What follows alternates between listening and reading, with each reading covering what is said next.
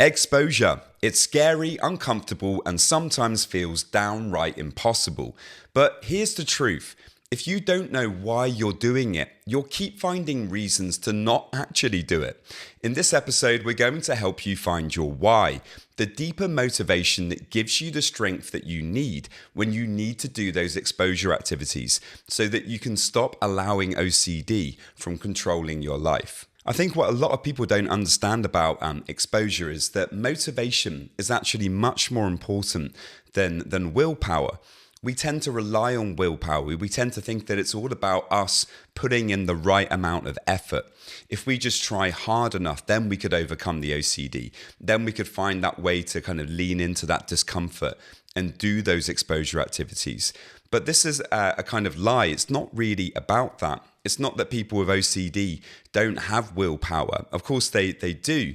But the fact of the matter is, if you don't find a reason for why you really want to do that exposure activity, if you don't really reflect on it and think about all of the good things that could come into your life from doing that exposure, and that you really focus on those things each day, it's going to be difficult for you to find the motivation to lean into that discomfort, because obviously when you do an exposure activity, this is the whole point. It is going to be uncomfortable. It is going to be scary. You are going to get anxiety, but it's not a bad thing. It's about realizing that actually we can allow those difficult things to be there, and we can feel them, and we can kind of move past them.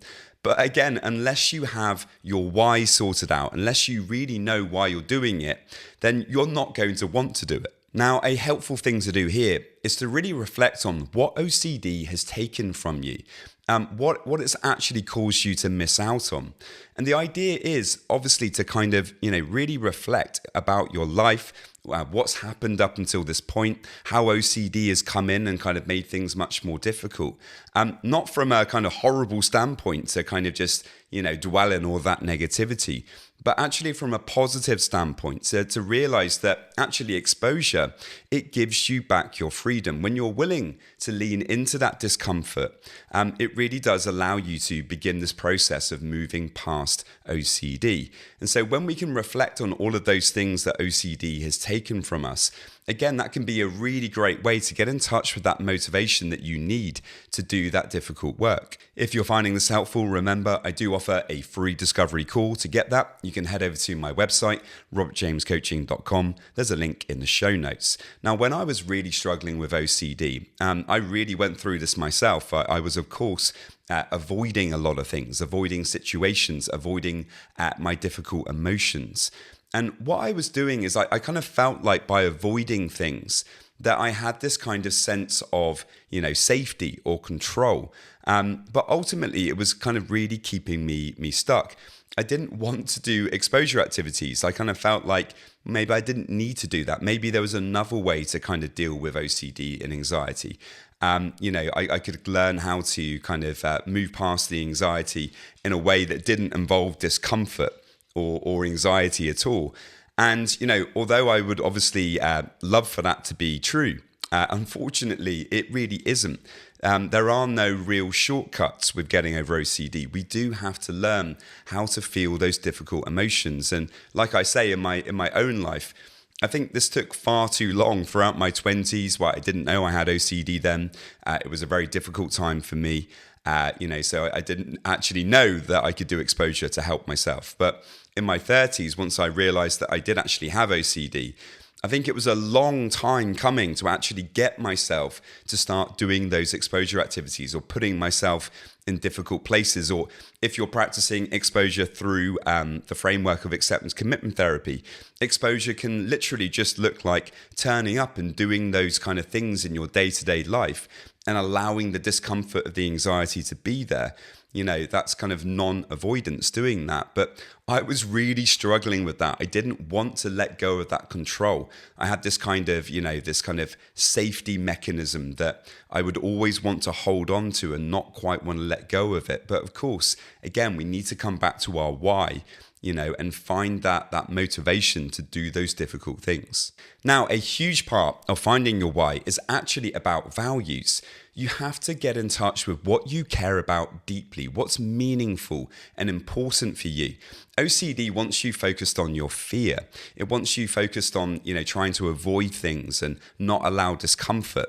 And actually, when we get in touch with our values, this is actually all about love and creating meaning. So if you can spend a bit of time, sitting down, going through a basic values list, trying to come up with maybe 5 or 10 values that are really important to you, and perhaps even then setting goals in relation to those values, that again can really help you on those difficult days where you really don't want to show up, or you're really trying to not do that exposure activity that you've told your therapist or your coach that you're going to work on. If on those days you've got those values to hand, maybe you've put them on the wall somewhere, it can really help you to find that motivation that you're looking for. I'm now going to share some reflective questions that might be very helpful in helping you uncover your why. What has OCD taken from you? Not just the big things. Actually think about the small freedoms, moments of joy, relationships, that peace of mind.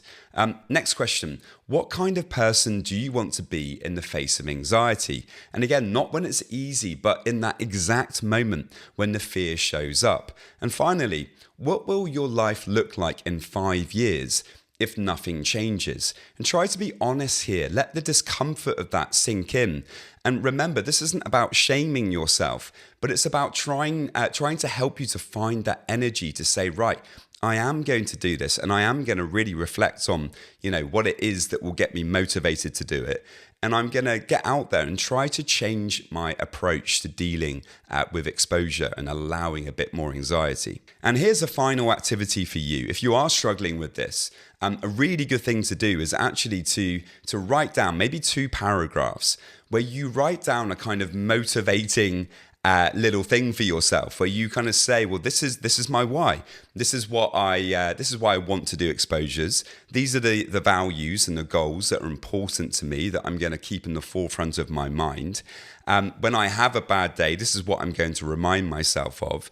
And if you have something like that, where you just write down a couple of paragraphs and you're very clear with yourself about what it is that's going to help you to be motivated in that situation, having written that down, it makes it a bit more concrete for you. You can return to it. You can read it again on those difficult days where you're finding it hard to kind of show up for yourself.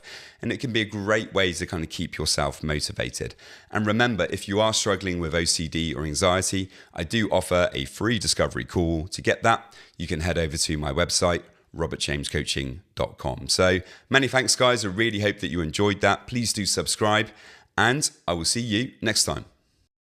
This video is for education only. It's not therapy or medical advice. If you're struggling, please speak with a licensed mental health professional.